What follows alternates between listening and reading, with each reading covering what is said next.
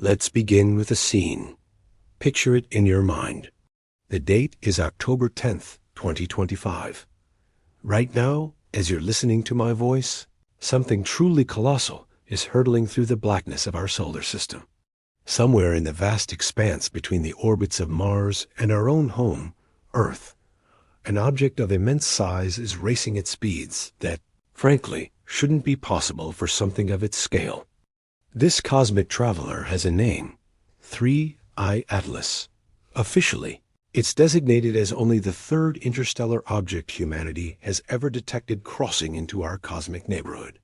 But unofficially, it has become the heart of a storm, a controversy that has split the scientific community right down the middle, pitting cautious skepticism against mind-bending possibility. On one side, you have NASA and the mainstream astronomical consensus, insisting that what we're seeing is simply a comet. A large, unusual, and fascinating comet, to be sure, but a natural object nonetheless, a dirty snowball sent on a billion-year journey from a star system we will never see.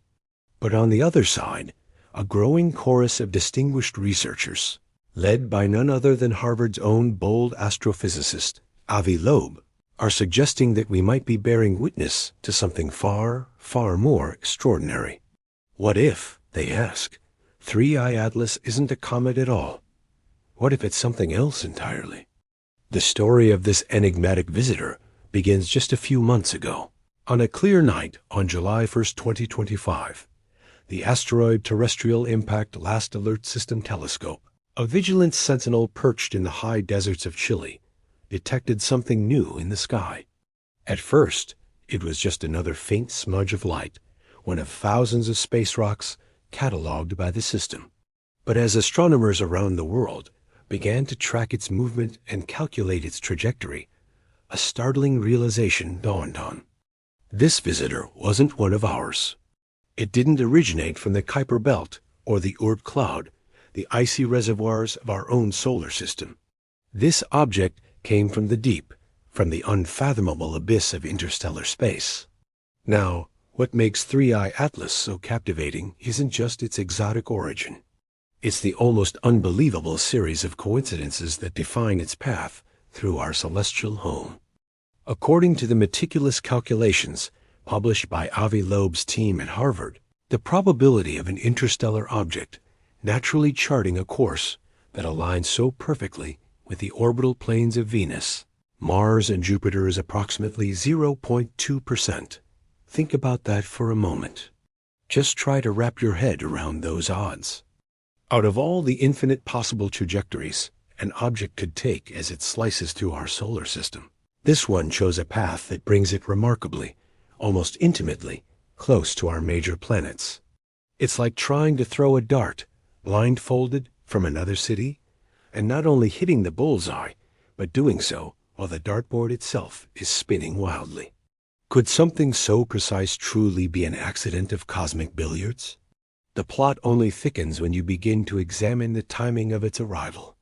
Professor Loeb has issued a stark warning that as 3I Atlas moves behind the sun in late October, it will enter what he chillingly calls a strategic blind spot.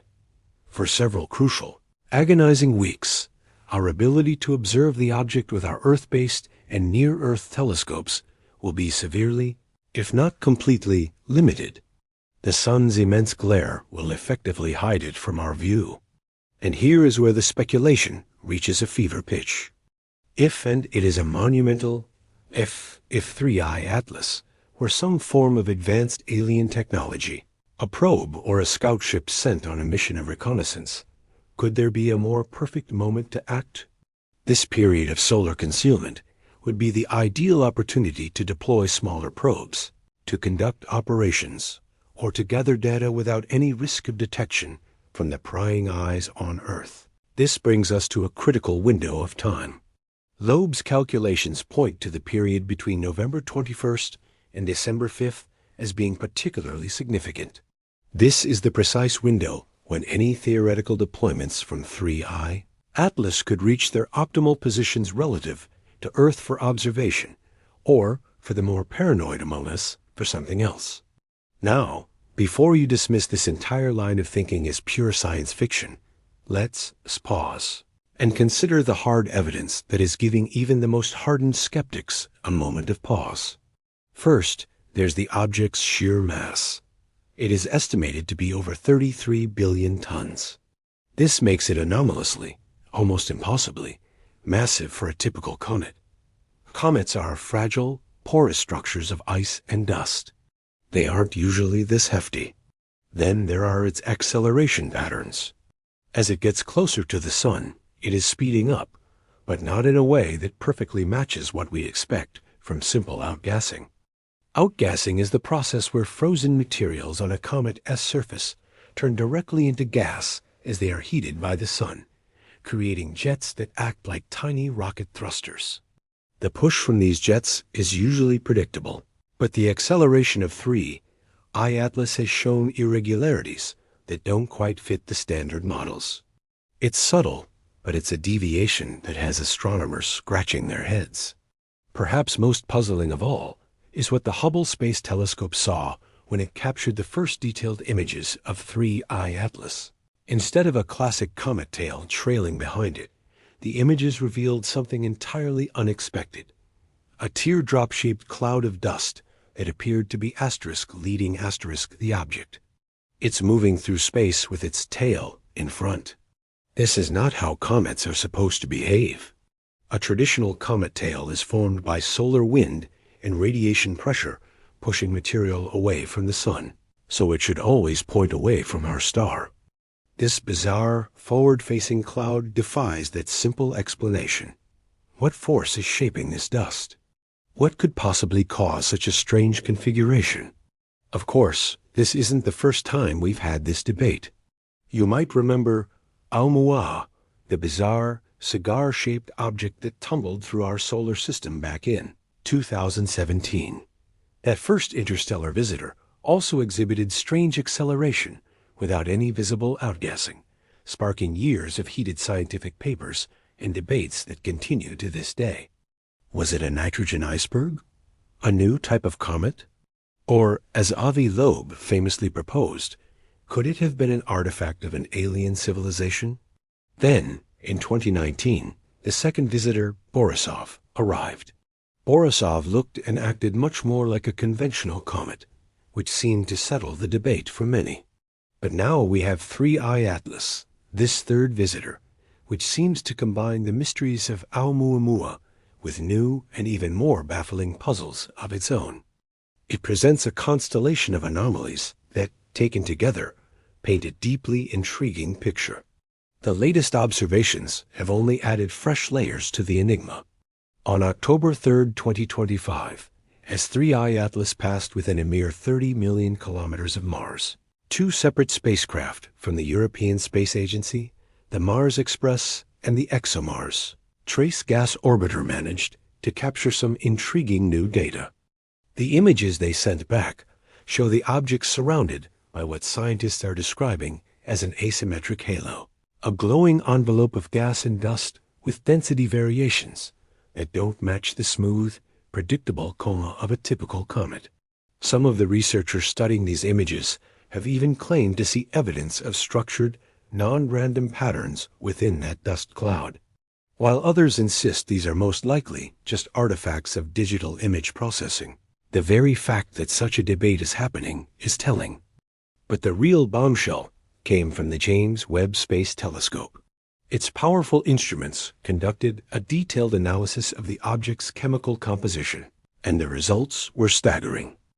Some scientists argue this is strong evidence for a natural origin, albeit from a distant and chemically exotic star system we can only dream of. But others, including members of Loeb's team, are proposing a more provocative interpretation. They suggest that such an unusual composition could be a sign of artificial construction, a clever design intended to mimic a natural object while maintaining incredible structural integrity during the long, arduous journey of interstellar travel. The debate has now become so intense that the SETI Institute, the Search for Extraterrestrial Intelligence, felt compelled to publish a paper directly addressing the alien spacecraft hypothesis. Their analysis, while carefully acknowledging all of the object's highly unusual characteristics.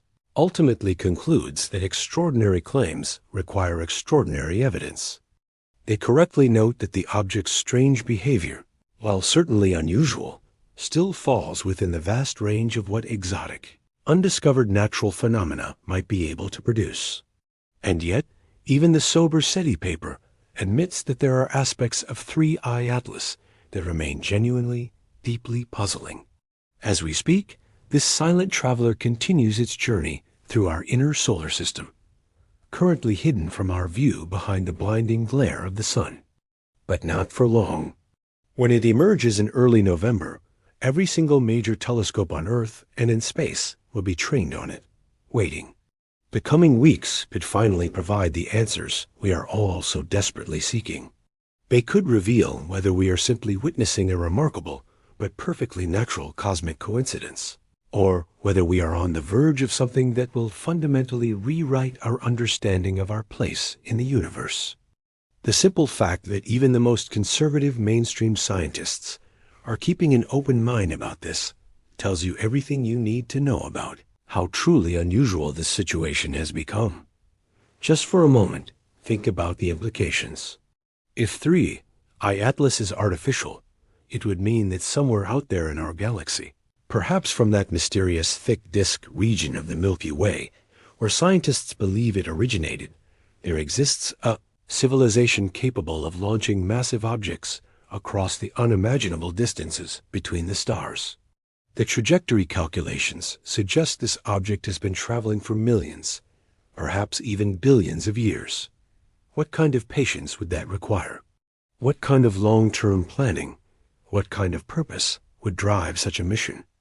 And perhaps the most unsettling question of all, why would it arrive here in our solar system at this precise moment in human history? When we have finally developed the technology to detect and study it, is it a coincidence or is it a message? Is it a test or is it a warning? The clock is ticking, and the universe rarely gives us such clear deadlines for discovery. But with 3I Atlas, we have one. November 21st through December 5th. The window is opening. And it's a window when everything we thought we knew could change forever. While the swirling vortex of conspiracy theories and speculative papers spins ever faster around 3I, Atlas the hard data, the cold difficult-to-obtain facts coming in from our robotic emissaries scattered across the chins. Solar system paints an equally fascinating, though perhaps less sensational picture. Just this week, as our enigmatic visitor began its long curve around the sun, fresh observations from spacecraft stationed near Mars have provided us with our clearest view yet. And what they are revealing is a profound challenge to both the wild-eyed alien hypothesis and our fundamental understanding of what a natural comet is supposed to be. Let's peel back the layers of speculation and look at the clues themselves, because this is where the real mystery truly begins.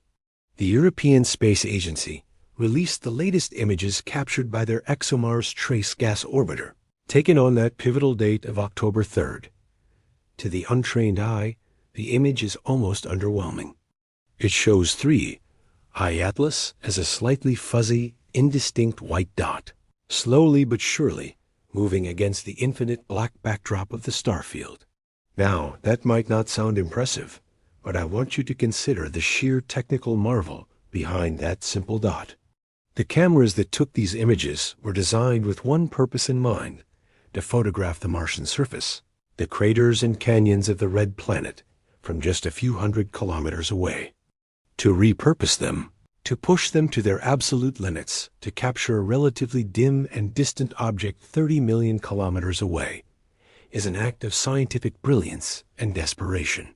Nick Thomas, the principal investigator for the camera system, described the challenge perfectly.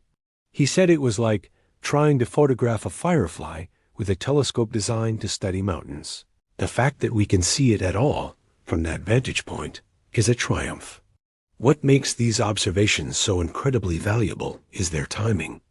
As 3I Atlas made its close approach to Mars, it was entering what scientists call its active phase. The relentless heat of the sun had finally begun its work on the object's deeply frozen surface, causing the spectacular transformation that turns a cold, dead rock into a glowing cosmic butterfly. The data shows that the object singes coma, that glowing envelope of gas and dust that surrounds the solid nucleus, extends far beyond what the initial models had predicted. We aren't talking about a small cloud of vapor. We are talking about a colossal nimbus of material that would utterly dwarf most mountains on Earth, spreading outward in strange shimmering patterns that seem to pulse and shift with an almost rhythmic living quality.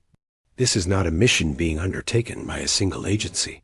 In an unprecedented campaign of interplanetary observation, NASA has now integrated data from no fewer than 14 different instruments spread across 8 separate spacecraft, all tracking 3 I-atlases' every move. And the consensus that is emerging from this global effort reveals an object that simply defies any easy categorization. Yes, in many ways, it is exhibiting typical cometary behavior. It is outgassing. It is developing a tail. Spectroscopic analysis has picked up the chemical signatures of common cometary molecules. But at the same time, it's also doing things we have never, ever seen before. For instance, let's talk about its brightness. The rate at which 3I Atlas is brightening as it hurtles toward the sun does not follow the standard, predictable curve. Most comets brighten in a smooth, mathematically understood relationship as they get warmer. You can almost set your watch by it. But 3I Atlas shows sudden, dramatic jumps in brightness. It flickers. It's almost as if something is switching on and off. Skeptics of the alien hypothesis are quick to point out, correctly, that this could be explained by an uneven surface composition. Perhaps there are hidden pockets of highly volatile materials, like frozen nitrogen or carbon monoxide, that sublimate explosively when they are finally exposed to direct sunlight, causing these sudden flares. It's a plausible explanation. But even those same skeptics will admit, often in quieter tones, that they have never seen brightening patterns quite like this. The rhythm is just off. The chemical analysis has become even more intriguing with the latest data from the James Webb Space Telescope. Beyond that remarkable 8:1 carbon dioxide to water ratio, its powerful spectrometers had detected faint traces of complex organic molecules, the building blocks of life. Now, finding organics on a comet isn't new. But these specific molecules are of a complexity that, according to our best models, shouldn't be able to survive the harsh radiation of interstellar space for the millions of years this object has supposedly been traveling. These are molecules similar to those found in the most primitive meteorites in our own solar system. It's a whisper from the past, suggesting that 3I Atlas might be a true relic, older than our sun itself. We could be looking at a perfectly preserved time capsule from the chaotic early days of our galaxy, delivered to our doorstep after an eon in the deep freeze of interstellar space. And what about the heart of the object? Before its unfortunate and tragic collapse, the legendary Arecibo Observatory managed to bounce radar signals off 3I Atlas when it was still in the outer solar system. The return signals suggested a nucleus, the solid core, hidden beneath all that glowing gas and dust, that is surprisingly large and even more surprisingly smooth. Most comet nuclei are lumpy, irregular, potato-shaped objects, scarred by eons of impacts and uneven sublimation.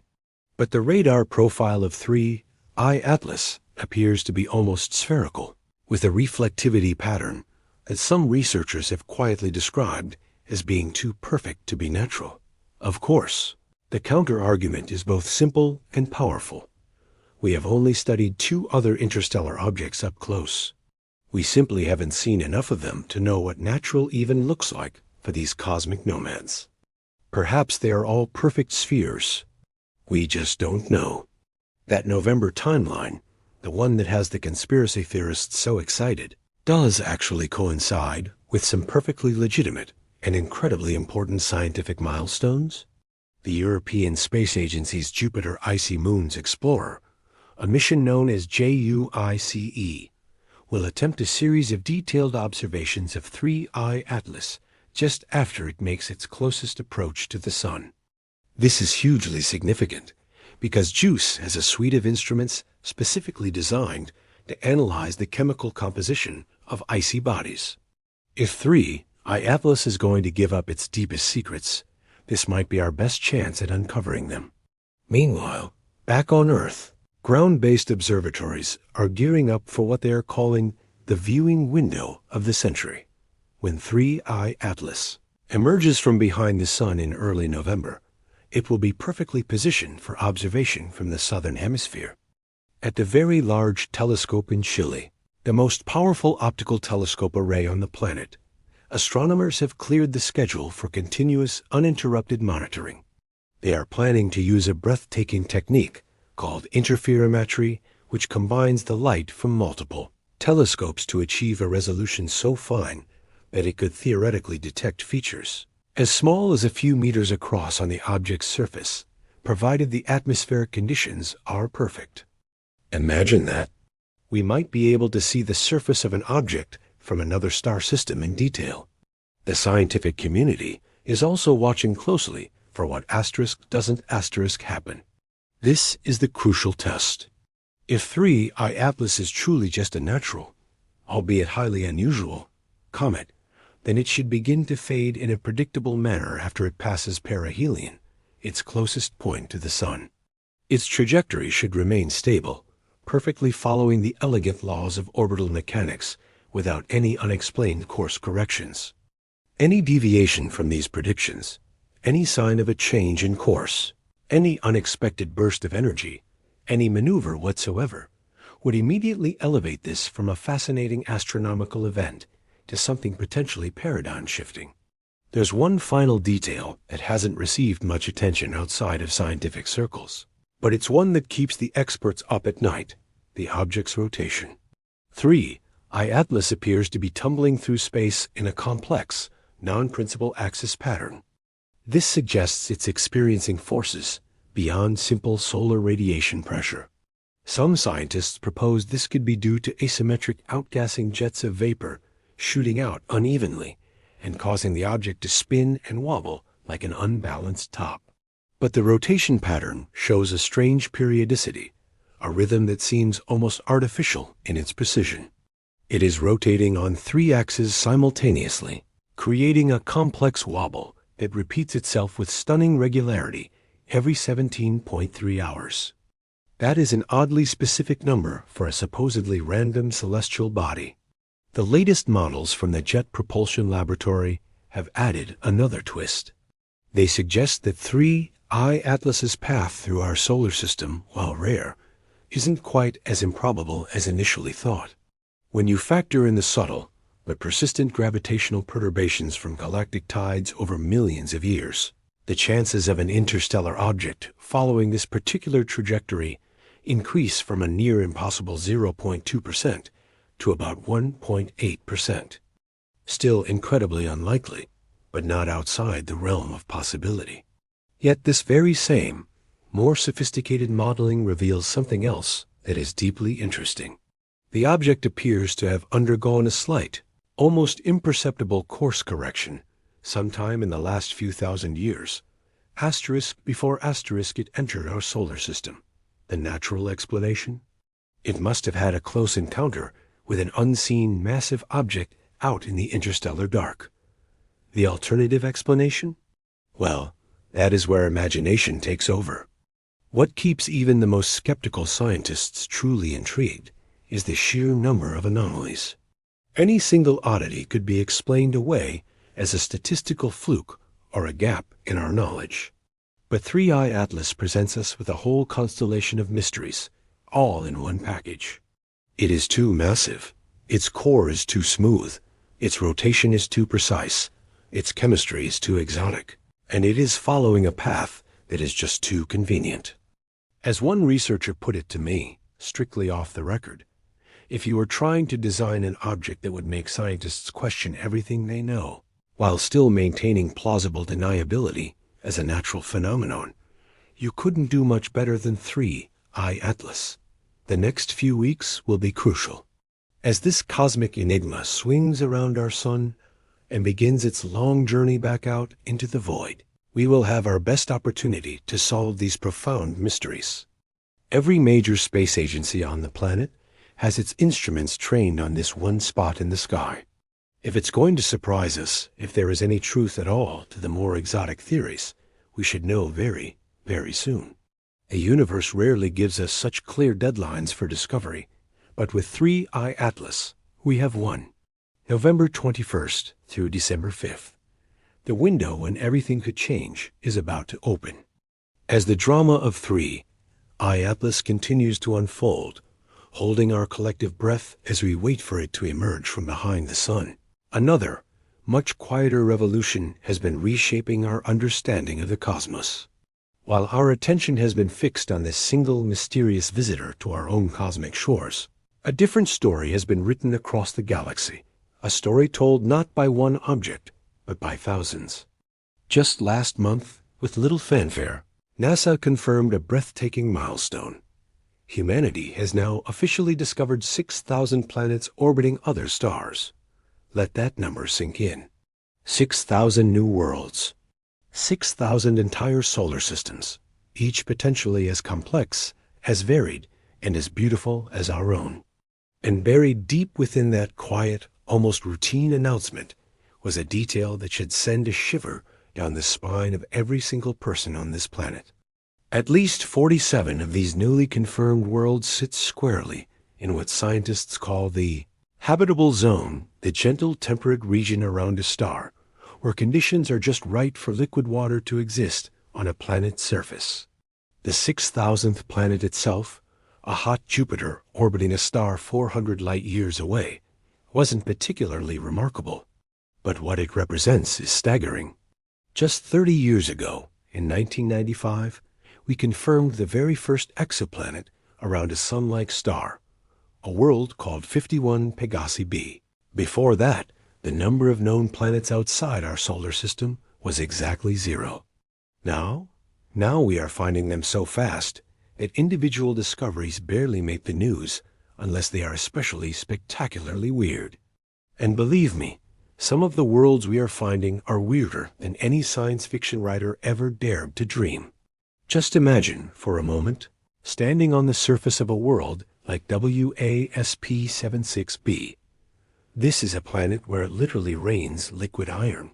The day side of this tidally locked world, forever facing its star, reaches temperatures of over 4,300 degrees Fahrenheit hot enough to vaporize metal.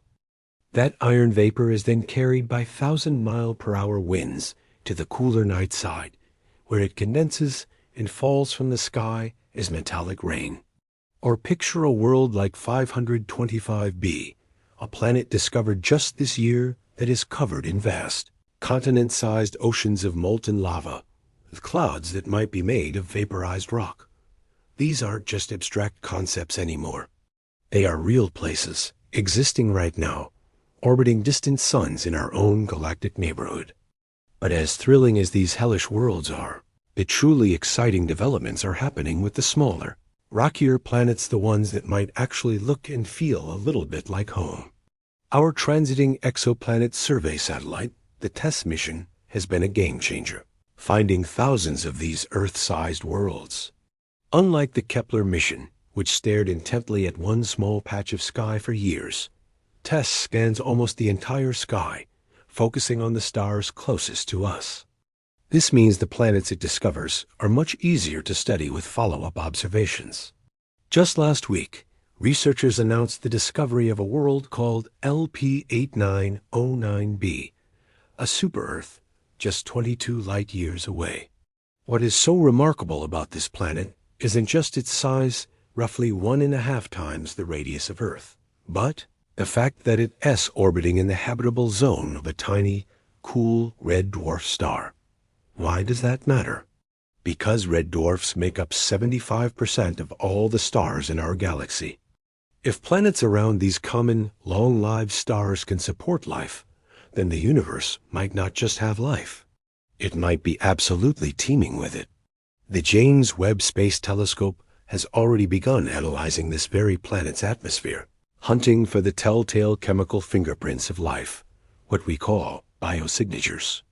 And speaking of the James Webb Space Telescope, that incredible instrument has completely transformed our ability to study these distant worlds. We are no longer just detecting dots of light. We are analyzing their atmospheres, detecting molecules we never thought we'd be able to see from here on Earth. We can see water vapor, methane, carbon dioxide, even clouds and hazes swirling in the skies of planets light years away. On one world in particular, a planet called K218b that is about 8.6 times the mass of Earth, the Webb telescope detected something truly extraordinary, something that made scientists' hearts race. It found dimethyl sulfide, a molecule that here on Earth is only produced by living organisms, specifically by marine phytoplankton in our oceans. Now, before we get too excited, we have to be cautious. There might be some unknown, non-biological way to produce this molecule that our science doesn't yet understand.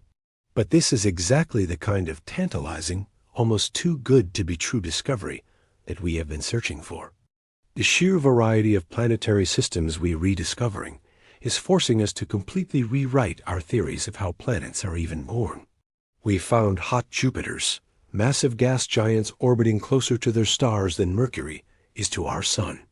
We found super-Earths and mini-Neptunes, entire categories of planets that don't even exist in our own solar system. We found planets that orbit two stars at once, like the fictional desert world of Tatooine from Star Wars. We have even found rogue planets, lonely worlds that don't orbit any star at all, but drift alone through the cold, silent darkness of interstellar space. One of the most intriguing systems is TRAPPIST-1, where 7 Earth-sized planets orbit a single tiny star just 39 light-years away. 3 of these planets are in the habitable zone, and they orbit so close to each other that if you were to stand on the surface of one, the others would appear larger in your sky than our moon does in ours. The entire solar system, with its 3 potentially habitable worlds, would fit comfortably inside the orbit of Mercury. Just imagine the implications if life evolved on multiple planets in the same system. Would they develop independently? Or would life spread between them, carried on meteorite impacts in a process called panspermia? The search is no longer just about finding planets. It's about finding the right planets. And statistical analysis of the 6,000 worlds we've found so far suggests that Earth-sized planets in habitable zones aren't rare at all. In fact, they might be incredibly common. The most conservative estimates suggest there could be at least 300 million potentially habitable planets in our Milky Way galaxy alone. Some researchers put the number much higher, perhaps over 1 billion, and that's just in our galaxy. There are an estimated 2 trillion other galaxies in the observable universe. Do the math, and the number of potentially life-bearing worlds becomes a figure so vast it is almost incomprehensible. And yet, despite these staggering numbers, we have found no definitive, unambiguous signs of life.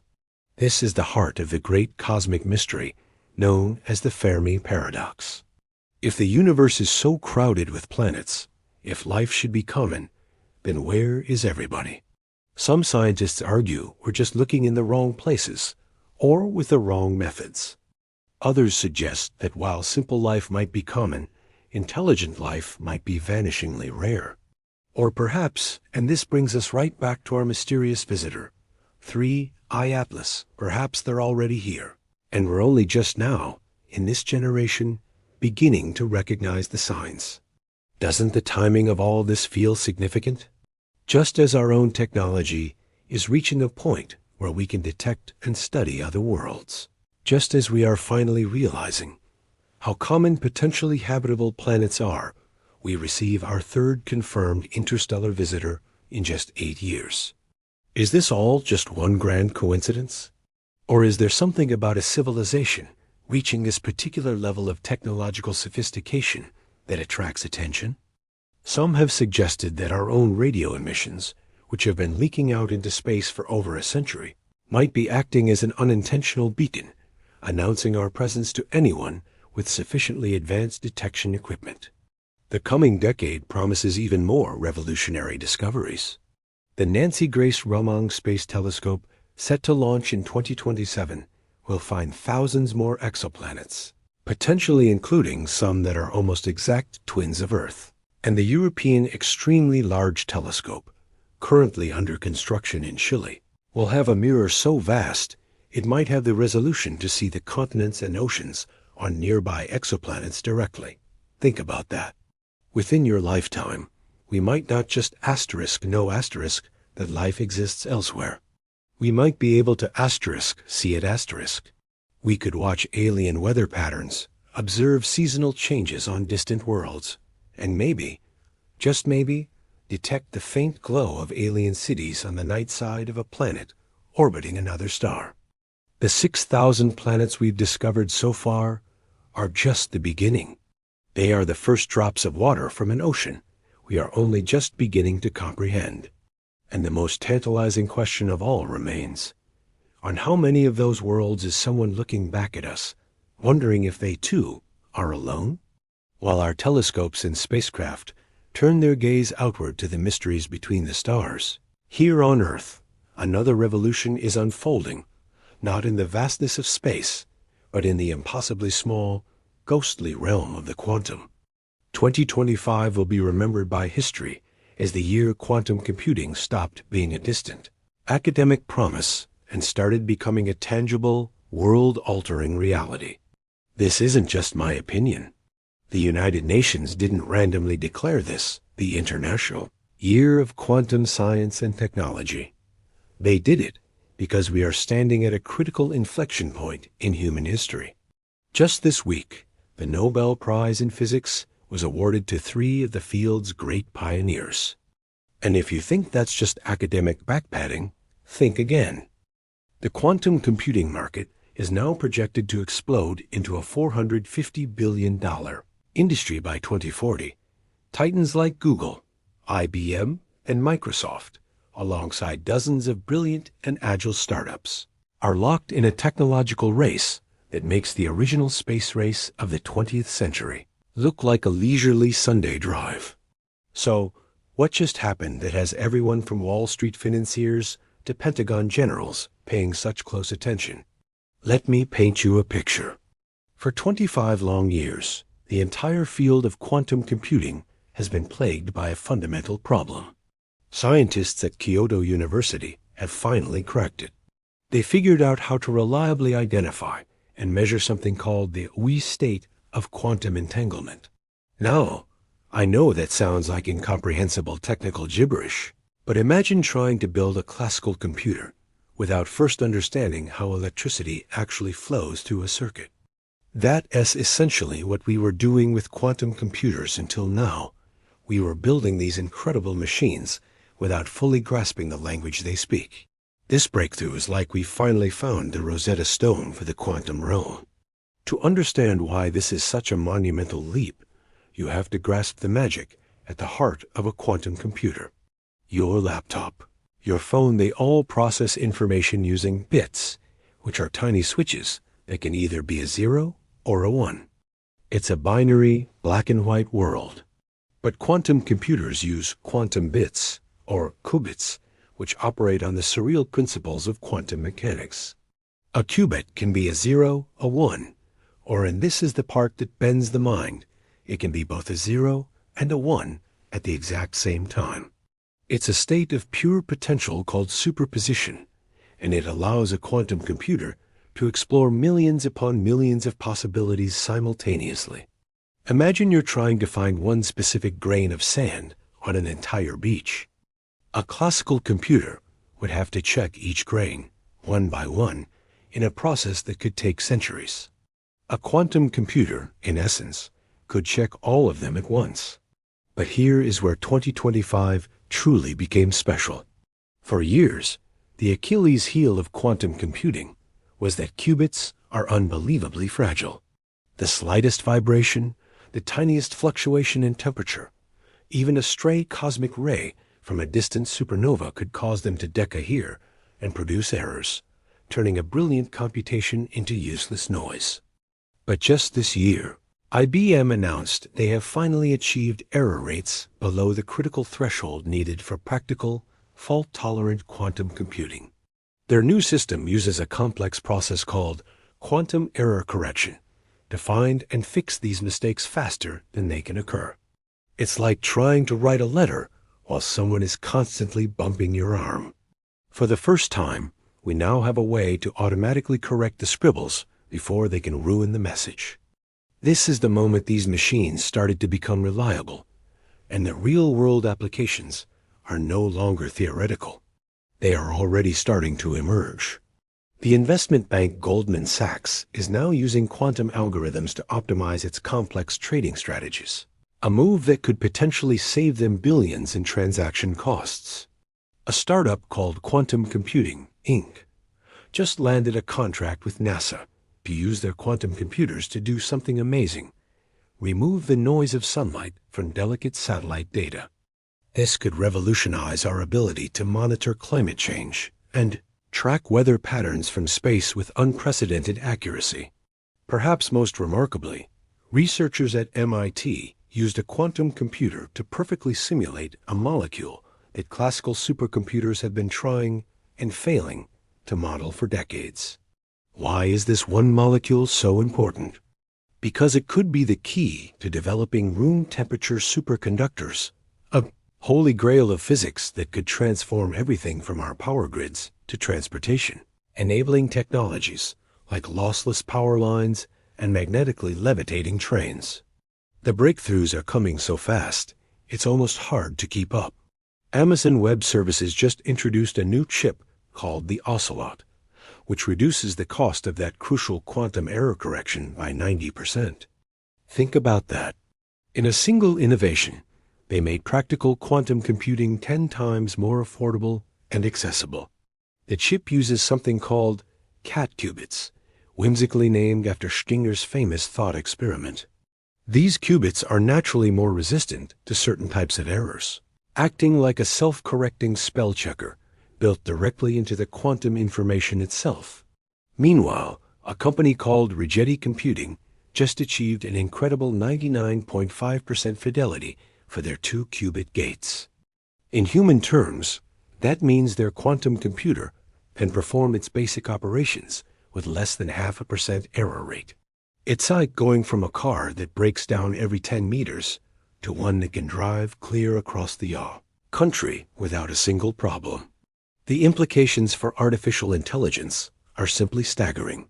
Quantum machine learning algorithms can find subtle patterns and correlations in vast datasets that would take the most powerful classical computers millions of years to discover. Imagine an AI that could predict disease outbreaks months in advance by analyzing global health data in real time. Imagine an AI that could design entirely new materials, atom by atom, to solve our greatest engineering challenges. Or an AI that could finally solve our climate models with perfect accuracy. We are not there yet, but for the first time, the pathway is becoming clear. But we have to talk about the elephant in the room: cryptography. Right now, most of our global security, your bank account, your emails, your private medical records, the world is military secrets, protected by mathematical problems so complex that it would take the best classical computers thousands of years to solve them. A sufficiently powerful quantum computer could potentially crack these codes in a matter of hours. This has ignited a silent but frantic quantum arms race between global superpowers. China has already invested a colossal $15 billion in its quantum computing research and has claimed to have achieved quantum supremacy with its Zhuangdi processor.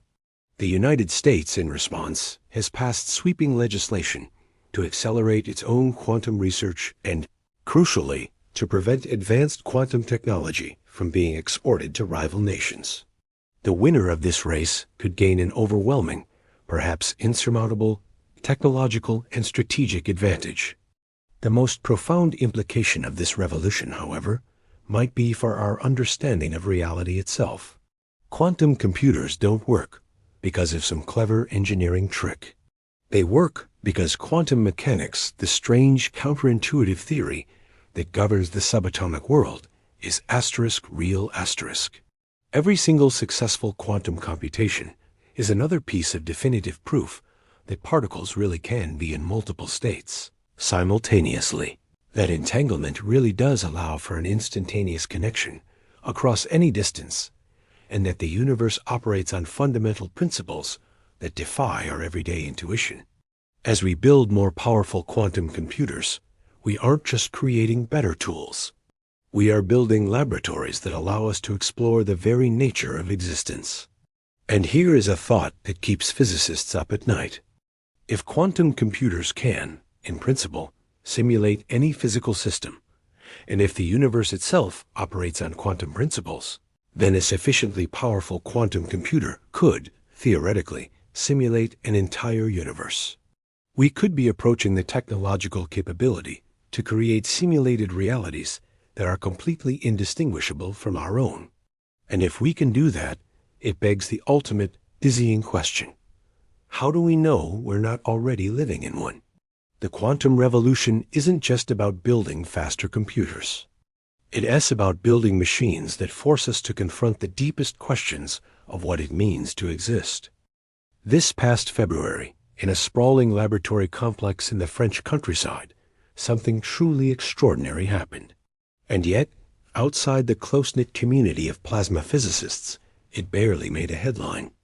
Inside the West Tokamak reactor, a team of scientists and engineers achieved something that, just a decade ago, would have been considered pure fantasy.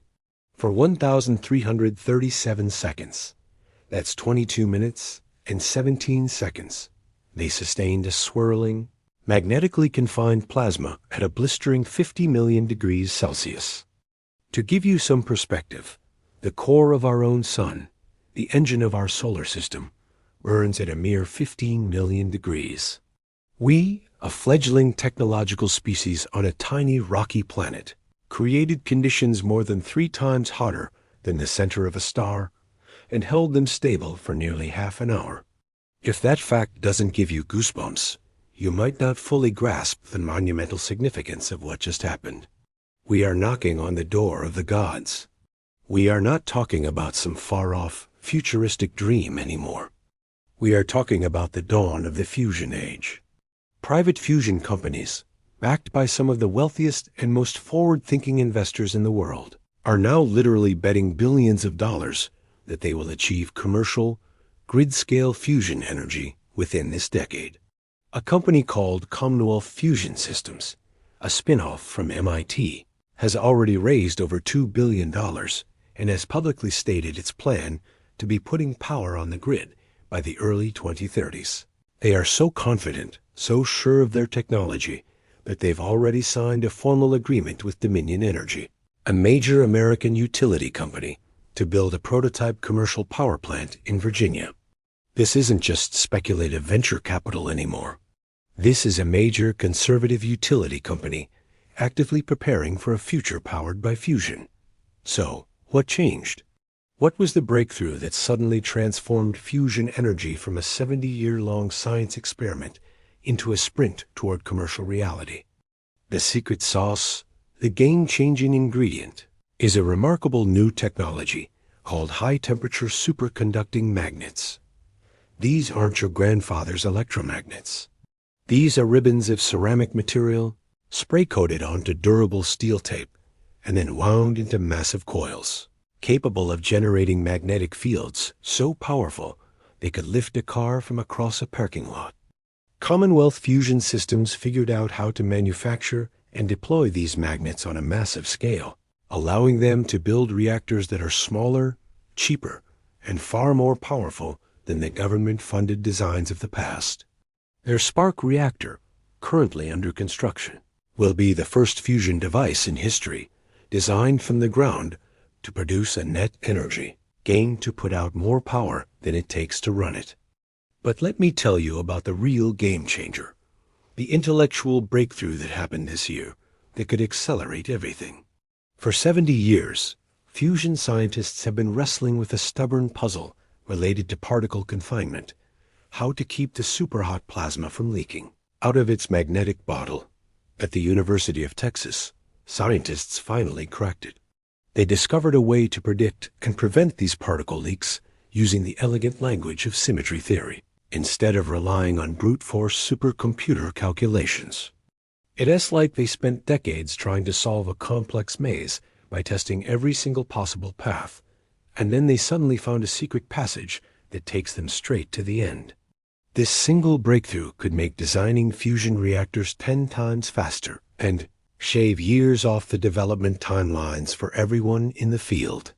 The competition is now fierce, global, and accelerating. In Germany, the Wendelstein 7X stellarator just proved it can match the performance of the much more common tokamak designs. A stellarator is like a tokamak twisted into a complex, pretzel-like shape. While they are incredibly difficult to build, they have a major theoretical advantage. They can run continuously, 24/7, instead of in the short pulses that limit most tokamaks. The German team achieved something called the triple product, a key measure of temperature, density, and confinement time that puts their machine on par with the best tokamaks in the world. They did it with a reactor that looks more like a piece of modern art than a power plant, proving there is more than one path to the fusion promised land. Meanwhile, at the Lawrence Livermore National Laboratory in California, the National Ignition Facility keeps breaking its own world records. They use a completely different approach called inertial confinement fusion. They fire 192 of the world's most powerful laser beams at a tiny, peppercorn-sized pellet of fusion fuel, crushing it with such force that it ignites like a microscopic star. Last December, for the first time in history, they achieved ignition producing more energy from the fusion reaction than the laser energy they delivered to the target. They have now repeated this feat multiple times, with one recent experiment producing 3.15 megajoules of energy from just 2.05 megajoules of laser energy. It's like lighting a single match and having it spontaneously turn into a bonfire. But what if there's an even simpler way? A company called Helion is pursuing a third, radically different path. Instead of trying to contain a superhot plasma in a magnetic bottle or crush pellets with lasers, they are accelerating two plasma rings at each other at over 1,000,000 miles per hour. When these rings collide, the sheer force of the impact creates fusion conditions for just a fraction of a second, but that is long enough. And here is their truly revolutionary claim. They believe they can harvest the energy from that collision to electricity with no need for the steam turbines and complex heat exchangers that other designs require. If it works, it could make fusion power plants as simple, clean, and scalable as solar farms. The implications of mastering fusion go far, far beyond just clean energy. Fusion reactors are also incredibly efficient factories for producing helium-3, an isotope of helium so rare on Earth that it currently costs over $30,000 per liter. Helium-3 is a critical component for a new generation of quantum computers, advanced medical imaging devices, and even someday, fusion rockets for deep space exploration. A single fusion power plant could produce enough helium-3 to supply the entire world's current demand, all while generating vast amounts of clean electricity. It's like discovering your car could produce solid gold as a waste product. Think about what truly unlimited, abundant, clean energy would mean for human civilization. We could desalinate seawater on a massive scale, irrigating deserts and turning them into fertile farmland.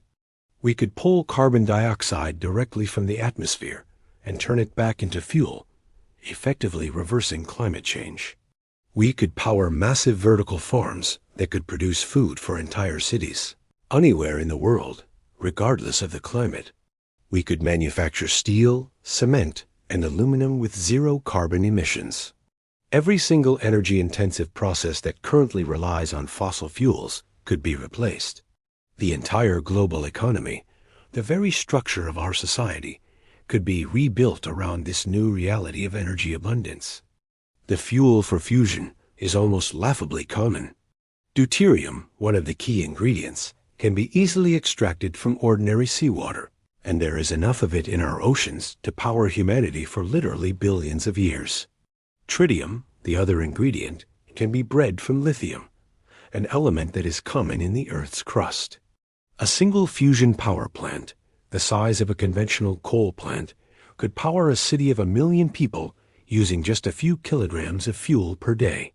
No mining, no pipelines, no supertankers, no toxic waste, just water. And lithium, harnessed to create the very same clean, safe, and powerful energy that powers the stars themselves. We are on the verge of bringing a star down to Earth. And if we succeed, the future of humanity will be brighter than we can possibly imagine. In a quiet, climate-controlled laboratory at Stanford University last month, a team of scientists accomplished something that, even a few years ago, would have been relegated to the pages of the most audacious science fiction. They took brain cells from elderly mice-old, tired neurons that had essentially given up on dividing and regenerating, and they turned them young again. I don't mean they just made them healthier or more active. I mean they genuinely, certifiably reversed their age at the molecular level. The treated mice didn't just live longer. They lived better. They showed a stunning 30% extension in their healthy lifespan, and their cognitive function, their ability to navigate mazes and remember tasks, returned to levels seen in mice a fraction of their age. If this technology proves to be translatable to humans, and the early indications from primate trials are incredibly promising, we could be looking at the very real possibility of adding decades of healthy, vibrant life to the human lifespan. The miraculous tool making all of this possible is CRISPR-Cas9, the revolutionary gene editing technology that won its creators the Nobel Prize just a few years ago, but has since advanced so rapidly that those early prize-winning achievements now look almost primitive. The simplest way to think of CRISPR is as a pair of molecular scissors combined with a hyper-accurate GPS system. It allows scientists to navigate the vast, 3 billion letter-long strand of our DNA, find a precise genetic address, and make a clean, specific cut. But what scientists have accomplished in 2025 goes far beyond simply cutting and pasting a single gene. They are now using this technology to act as a molecular conductor, orchestrating a whole symphony of complex genetic changes that can literally turn back the biological clock. The specific breakthrough that led to the brain rejuvenation in mice came when researchers identified a single gene called SLC2A4, which controls how our brain cells transport and process glucose. It turns out that as we age, this gene becomes overactive. It begins to flood our precious neurons with too much sugar, essentially caramelizing them from the inside out, leading to inflammation and cellular decline. By using a modified version of CRISPR, not to cut the gene, but to simply dial down its activity, the scientists were able to restore a youthful, healthy metabolic balance to brain cells that were for all intents and purposes senile. The old neurons started dividing again. They began forming new synaptic connections. They started creating fresh memories. It's like taking a clunky, slow computer from the 1980s and upgrading its internal components to the latest modern specifications, except we're not doing it with silicon and wires. We're doing it with living tissue. And the rejuvenation of the brain is just the beginning. At Harvard Medical School, the legendary geneticist George Church and his lab have identified a suite of 25 longevity genes that, when activated in the right combination, can extend the lifespan of mice by up to 50%. And again, they're not just making these mice live longer. They're making them live better. These genetically enhanced mice maintain their muscle mass, their bone density, and their immune function well into what should be their twilight years. They are, in essence, aging at half the normal speed. And Professor Church, not a man known for idle speculation, predicts that this kind of multi-gene therapy could be ready for human trials within the next 5 years. The entire approach to tackling aging has been revolutionized.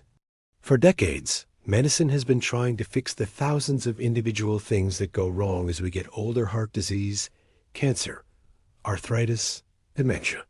But the new approach is to ignore the symptoms and instead target the master switches that seem to control the aging process itself. One of these master switches involves something called the Yamanaka factors. These are 4 specific genes that have the almost magical ability to reprogram an adult cell, like a skin cell or a liver cell, all the way back to an embryonic-like state. The trick, and it's a delicate one, is to activate these factors just enough to rejuvenate the cells, to clear out accumulated damage, and restore youthful function without pushing them so far back that they turn into stem cells or worse, become cancerous. It is like finding a way to roll back the odometer on your car without having to take the entire engine apart. Teams at the renowned Salk Institute have already demonstrated this partial reprogramming in living animals with absolutely stunning results. They took mice with progeria, a tragic genetic disease that causes rapid, premature aging, and treated them with periodic, low doses of Yamanaka factors. The results were astounding. The treated mice lived 30% longer. But more importantly, their organs showed genuine signs of rejuvenation. Kidneys that were failing started working properly again. Hearts that were weak began to pump more efficiently. Even their skin became more elastic and youthful. The mice didn't just live longer. They literally got younger. The sheer speed of progress in this field is breathtaking. Just 5 years ago, accurately editing a single gene in a living animal was considered a major scientific achievement. Now, scientists at UC Berkeley are routinely editing dozens of genes simultaneously, orchestrating complex genetic programs that would have seemed like pure fantasy back in 2020. They're using new, more precise versions of CRISPR with names like prime editing and base editing that can change a single letter of DNA without even needing to cut the double helix. It's like the difference between performing surgery with a sledgehammer and performing it with a surgical laser. One of the most promising new avenues of research involves targeting senescent cells, the so-called zombie cells that accumulate in our bodies as we age. These are cells that have stopped dividing but stubbornly refuse to die. Instead, they just hang around, secreting a cocktail of inflammatory chemicals that damages the surrounding healthy tissue, contributing to a wide range of age-related diseases. Researchers at the Mayo Clinic have now developed CRISPR-based therapies that can specifically seek out and destroy these senescent cells. In mice, these treatments, known as senolytics, have led to improved kidney function, increased running endurance, and even the regrowth of hair in balding patches. Human trials for conditions like osteoarthritis and pulmonary fibrosis are already underway. The implications for specific diseases that plague humanity are staggering. Alzheimer's disease, which casts a long shadow over millions of families worldwide, might one day be preventable by editing just a handful of genes. Scientists have identified rare genetic variants that make some people virtually immune to Alzheimer's, no matter how old they get. With CRISPR, we could potentially give everyone these protective genetic mutations. Similarly, the genes that control our cholesterol metabolism, our blood pressure regulation, and our inflammatory response could all be edited to prevent heart disease before it ever has a chance to start. We are talking about a fundamental shift in medicine, from treating disease to engineering a permanent state of immunity to it. But perhaps the most intriguing discovery of all is the realization that aging might not be the inevitable, immutable process we've always thought it was. Researchers studying supercentenarians, the remarkable individuals who live past the age of 110, have found that many of them carry unique genetic variants that seem to dramatically slow, or even partially reverse, certain aspects of the aging process. One woman in France lived to be 122 years old with the cardiovascular system of someone in their 60s. CRISPR could, in theory, give everyone these same superhuman longevity genes. This brings us face to face with some profound and urgent ethical questions. If we can extend the healthy human lifespan by decades, or even centuries, who gets access to these treatments? Will they be reserved for the wealthy, creating a biological divide in humanity? How would our society function if people routinely lived to be 150? What happens to concepts like retirement, inheritance, or even marriage if death becomes a distant prospect rather than an imminent certainty? These are no longer hypothetical questions for philosophers to ponder. They are real-world challenges that our society needs to address within the next decade. We are rapidly approaching what some futurists and scientists call longevity escape velocity. This is the theoretical point in time where science and medicine can extend our remaining life expectancy by more than 1 year for every year that passes. If we can reach that point, death, at least from old age, might become optional rather than inevitable. This might sound like a wild fantasy, but consider this. Human life expectancy has already doubled in just the last 200 years. The difference now is that we're not just treating symptoms or preventing infectious diseases. We are hacking the source code of life itself. The first person to live to be 150 might already be alive today. And the question is no longer if we can defeat aging, but whether we, as a species, are ready for a world where we have. In a hospital in Switzerland, a man who has been paralyzed for years, unable to move his limbs, just typed a message to his family using only his thoughts.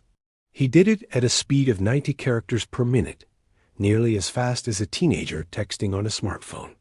In another lab, a woman who hadn't been able to use her own arms in 15 years, controlled a sophisticated robotic arm with such precision that she could pick up a cup of coffee, bring it to her lips, and take a sip.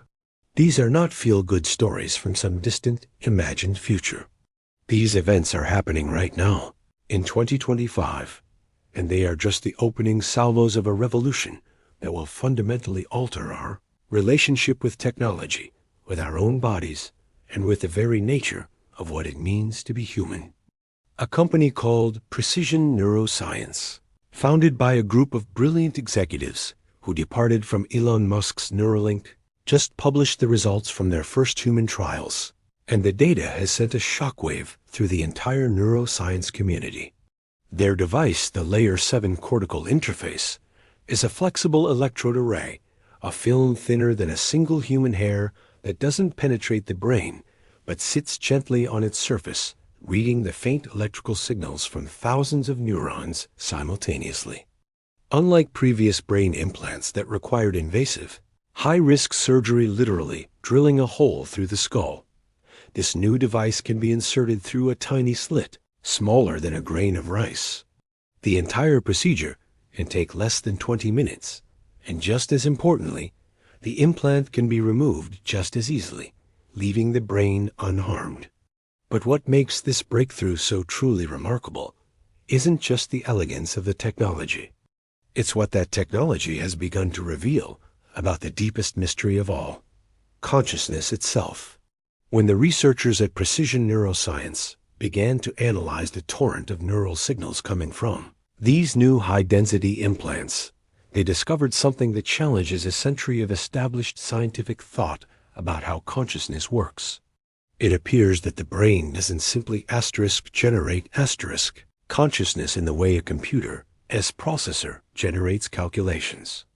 Instead, consciousness seems to emerge from the incredibly complex, dynamic interaction between the brain and the body. Specifically, it seems to arise from something called interoception, our brain's constant, subconscious awareness of our internal bodily signals. I want you to pause and think about this for a moment. Your sense of being your feeling of self, the very light of your conscious awareness, might not originate solely within the 3 pounds of wrinkled tissue inside your skull.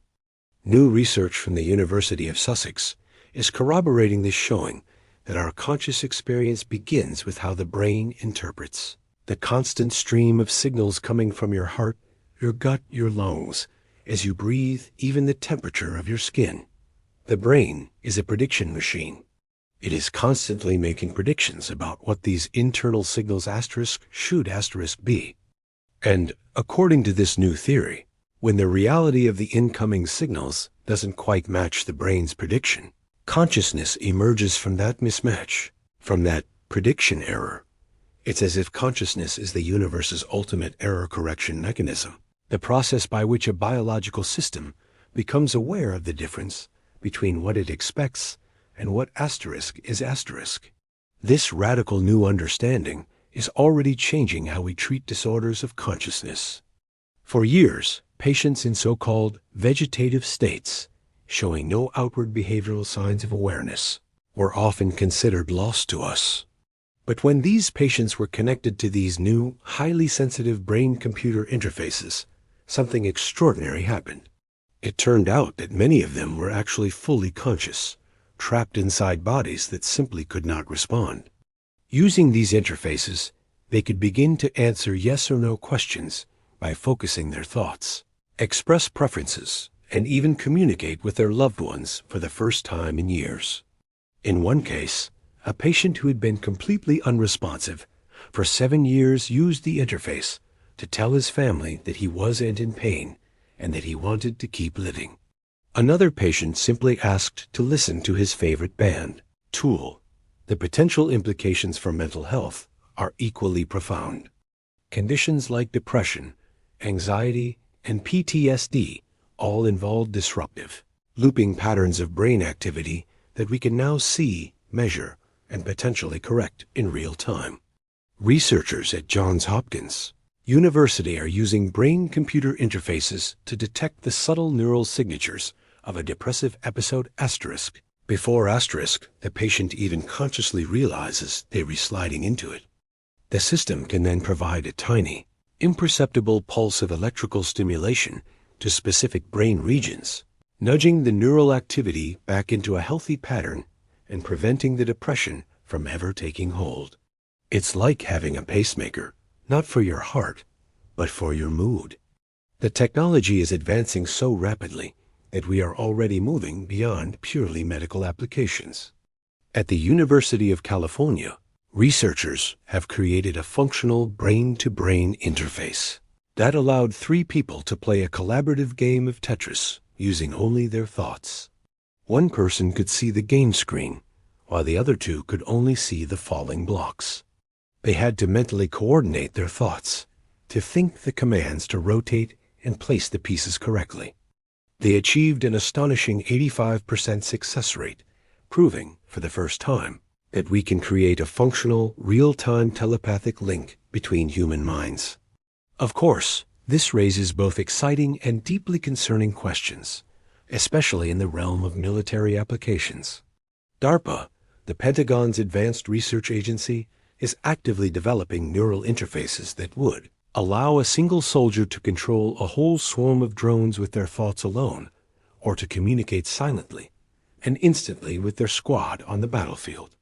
A fighter pilot could fly their aircraft at the speed of thought, making decisions and reacting faster than any human or AI enemy could possibly respond.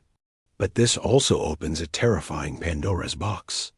If we can control machines with our minds, can those machines in turn control us?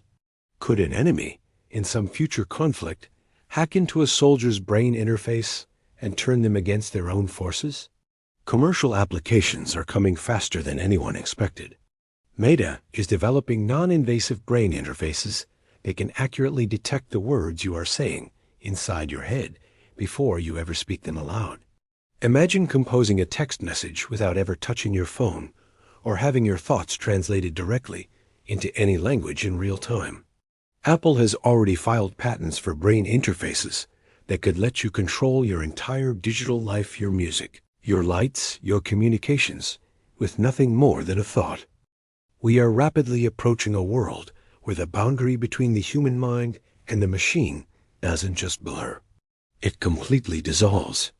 And the strangest, most mind-bending discoveries are coming from studies of anesthesia and psychedelics. When patients under general anesthesia are monitored with these advanced brain interfaces. We can literally see their consciousness flickering in and out like a candle flame in the wind. But here's the truly weird part. Sometimes consciousness seems to persist in forms we don't recognize and can't explain. Patients report having vivid, complex experiences during periods when their brains showed absolutely no activity in the regions we have long thought were essential for consciousness. It's as if consciousness can exist in states that our current science simply doesn't have a framework for. This leads us to the most profound discovery of all, that consciousness itself might be the fundamental feature of the universe, not just some accidental, emergent property of complex brains. A theory once considered fringe, called panpsychism, is gaining new traction. It suggests that everything, from the smallest electron to the largest galaxy, has some rudimentary form of experience or awareness. If this is true, then our brain interfaces might not be creating or detecting consciousness so much as tuning into it like a radio picking up waves that were already permeating the very fabric of space and time. And if that's the case, then death may not be the end of consciousness, but simply a transformation, a moment when the signal of our individual self is released back into the cosmic ocean of awareness from which it came.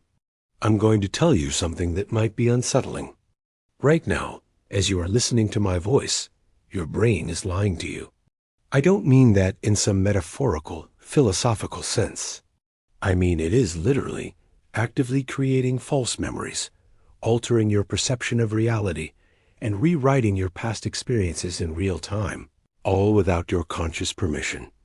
It's a startling thought, isn't it?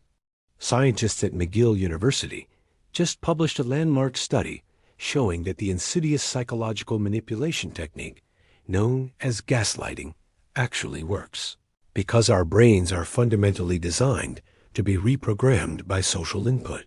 What you think of as objective reality is, in many ways, just a consensus hallucination, a story your brain agrees to believe, a story that can be hacked by anyone who understands the underlying code. The discovery came from a series of brilliantly designed and frankly quite disturbing experiments. Researchers put participants in controlled scenarios where they were deliberately given false information about events they had just witnessed. Brain scans taken during this process revealed something shocking. When someone you trust, a researcher in a lab coat, a charismatic leader, a news anchor tells you that something happened differently than you remember, your brain doesn't just doubt your own memory. It actively, physically rewrites it. The hippocampus, the seahorse-shaped structure in your brain where memories are encoded and stored, shows the exact same patterns of neural activation as when it's forming a brand new memory. Your brain isn't just overwriting a file. It's as literally editing the film of your past to match the narrative you are being told in the present. Now, this isn't a bug in the human operating system. It's a deeply ingrained evolutionary feature. Our brains evolved over millions of years to prioritize social cohesion and group survival over objective, individual truth.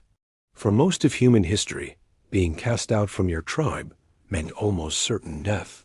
So, when the rest of the group insists that the red berries are poisonous, even though you have a faint memory of them being safe to eat, your brain makes a pragmatic choice.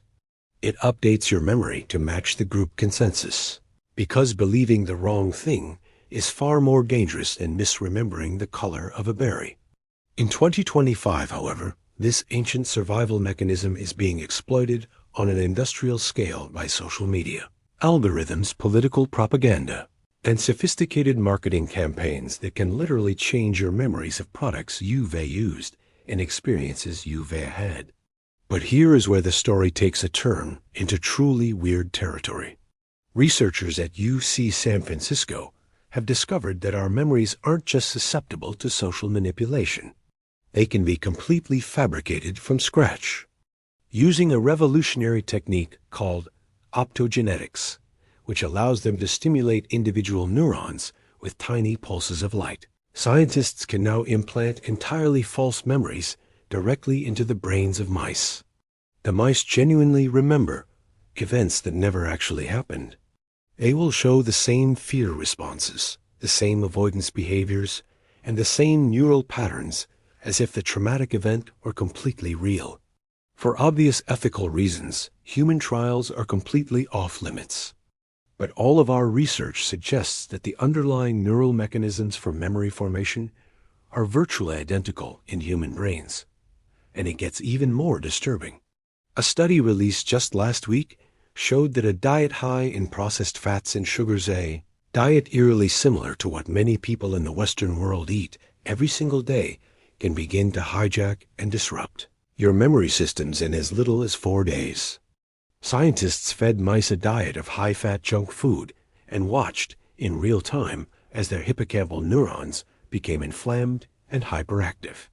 The mice quickly lost the ability to form new memories properly and showed clear signs of confusion about recent events.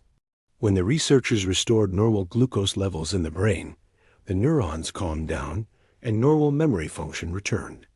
Think about that the next time you reach for a snack. Your diet is literally editing your ability to accurately remember your own life. On the flip side, this new understanding of memory as fragility is also revolutionizing how we approach devastating conditions like Alzheimer's disease.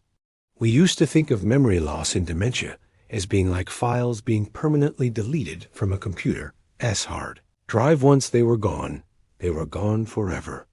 But this new research suggests that in many cases, the memories are still there, intact. We've just lost the ability to access them. The pathways to them have become broken. Scientists at MIT have now successfully restored lost memories in mice with Alzheimer's-like symptoms simply by using light to stimulate the specific neural pathways. Where those memories were originally encoded, the memories weren't gone. They were just disconnected. Human trials using non-invasive focused ultrasound to achieve similar effects are already showing incredibly promising early results. But our sense of self is built on more than just memory. Take, for example, morning sickness. That miserable, debilitating experience of early pregnancy that affects up to 70% of pregnant women turns out to be an incredibly sophisticated evolutionary defense system. Researchers at UCLA discovered that the nausea isn't random. It's a precisely calibrated biological program that protects the developing fetus from potentially harmful foods. The timing, the intensity, and the specific food aversions that characterize morning sickness all correspond perfectly to the most critical periods of organ development in the fetus. It turns out that women who experience moderate morning sickness actually have significantly lower rates of miscarriage and birth defects. This is evolution programming our behavior through physical discomfort, using the mother's own body as a highly sensitive chemical detection system for her unborn child. And speaking of evolution shaping our behavior, researchers have made a shocking discovery about autism. For decades, it has been viewed as a disorder, a developmental mistake. But new evidence suggests that autism may be inextricably linked to the rapid evolution of the uniquely human regions of our brain. The very same genes that gave our species our most distinctive cognitive abilities, our capacity for abstract thought, complex language, and technological innovation, are the same genes that are most frequently associated with autism. In essence, autism might not be a disorder at all. It might be the evolutionary price we pay for the cognitive advances that made us human. This leads us to the most unsettling discovery of all, one that strikes at the very heart of who we believe we are, the illusion of free will. Using advanced brain imaging, neuroscientists can now predict with up to 80% accuracy whether you will choose to move your right hand or your left hand up to 10 seconds asterisk before asterisk you yourself are consciously aware of having made the decision. The conscious experience of choosing, that feeling of "I decided to do that," appears to be a post hoc narrative, a story your brain concocts after the fact to explain a decision that was already made by unconscious processes. Your brain decides, then you become aware of the decision, and only then do you create a story about why you chose to do it. Free will may be the ultimate illusion our brain creates to give us a sense of agency and control. And if that's true, if our choices are not our own, can we really be held responsible for our actions? We are entering a future where a brain scan might become more important than testimony in determining guilt or innocence. A future that will challenge the very foundations of our legal system and our personal sense of responsibility. Your reality, your memory, your very will, it seems they are all far more fragile and far more negotiable than we ever thought possible. As we drift through these final moments together, I want you to take a step back. I want you to think about the sheer, breathtaking scope of what we have witnessed tonight. We've journeyed from the edge of our solar system, the inner space of the human mind, from the dawn of the universe to a future that is rushing toward us with incredible speed. These are not separate, disconnected stories. They are chapters in the same grand, cosmic narrative. It is the story of a species, our species, standing on the verge of a profound and perhaps irreversible transformation. We began with a silent, enigmatic visitor from the void, an interstellar object named 3I, Atlas currently hiding behind the glare of our sun, carrying with it a mystery that could fundamentally reshape how we understand our place in the cosmos. Is it a rock or is it a signpost?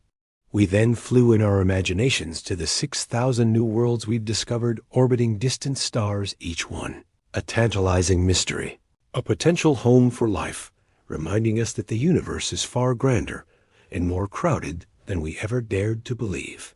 We saw the promise of unlimited, clean energy, born from the same nuclear fire that powers the stars, finally moving from the realm of science fiction into the world of practical engineering.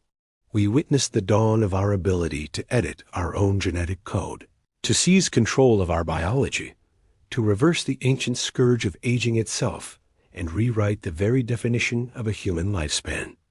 We journeyed into the astonishing world of brain-computer interfaces, where machines can now read our thoughts and may soon share in our consciousness, blurring the sacred line between mind and machine. And we confronted the troubling, disorienting realization that our own minds are not the reliable narrators we thought they were, that our memories can be rewritten, that our behavior can be programmed, that our very perception of reality can be manipulated and hacked. These are not separate threads. They are all converging, right here, right now, in our lifetime.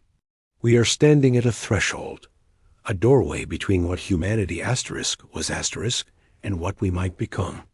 The decisions we make in the next few years, how we choose to wield the power of CRISPR, how we decide to merge our minds with artificial intelligence, how we respond to the escalating climate crisis, whether we choose to reach for the stars or retreat into the digital illusions we build for ourselves. These decisions will not just shape the next century, they will echo through millennia. Think about where you were as you listened to this tonight. Perhaps you were in your bed, letting these vast and complex mysteries wash over you as you drifted towards sleep. Maybe you are on a long, late-night drive, watching the familiar stars wheel overhead as you contemplated our place among them. Or possibly you were just going about your day, but now you carry with you the quiet, awesome knowledge that you are alive in the most extraordinary time in human history. A time when the impossible becomes possible with such breathtaking regularity that we barely even pause to marvel at it. The universe has been patient with us. It has kept its deepest secrets locked away for billions of years. But now, in this brief, fleeting cosmic moment that we call the 21st century, those secrets are revealing themselves with a speed and a clarity that is both exhilarating and terrifying. We are the generation that will likely witness first contact with extraterrestrial life, or, in the deafening silence, finally confirm that we are truly alone. We are the generation that will cure aging, or be the last to succumb to it. We are the generation that will save our planet, or watch it transform into something unrecognizable. We will merge with our machines, or we will fight to maintain our biological heritage. These are not distant possibilities for some future generation to worry about. These are the choices that are being placed squarely in our hands right now. As consciousness itself becomes something we can measure, manipulate, and perhaps one day even create, we are forced to confront the deepest question of all. What does it mean to be aware in a universe that might, itself, be aware? Every single discovery we have discussed tonight, from the alien signals in our skies to the neural signals in our brains, brings us one step closer to that ultimate mystery. Are we, as the great Carl Sagan mused, the universe's way of coming to know itself? Are we alone in that knowing? And if we are not, what awesome responsibilities come with that knowledge? Thank you for joining me on this journey to the very frontiers of human knowledge. If these discoveries have sparked your curiosity, if they have stirred your imagination, or even if they have unsettled your comfortable assumptions about the nature of reality, then please consider sharing this journey with someone else who might appreciate wrestling with these profound questions. Hit that like button if you want to see more deep dives into the science that is reshaping our world, and subscribe with notifications on so you don't miss the next great revelation. Because at the pace things are moving, tomorrow's discovery might make everything we have discussed tonight seem quaint and old-fashioned. Remember, everything we've talked about represents our current best understanding based on the available evidence and peer-reviewed research. Science is not a book of facts. It is a process of continuous discovery and revision. What seems certain today might be completely overturned by new evidence tomorrow. And that is not a weakness of science. That is its greatest strength. Stay curious, stay skeptical, and never, ever stop questioning. Until next time, as you drift off to sleep tonight, remember this. You are made of star stuff. You are a child of the cosmos, living on a tiny, fragile world that is orbiting an ordinary star in an unremarkable galaxy among literally trillions of others. And yet, somehow, against all conceivable odds, you are here. You are aware. And you are a part of the greatest story ever told. The story of the universe coming to understand itself. Sweet dreams and good night.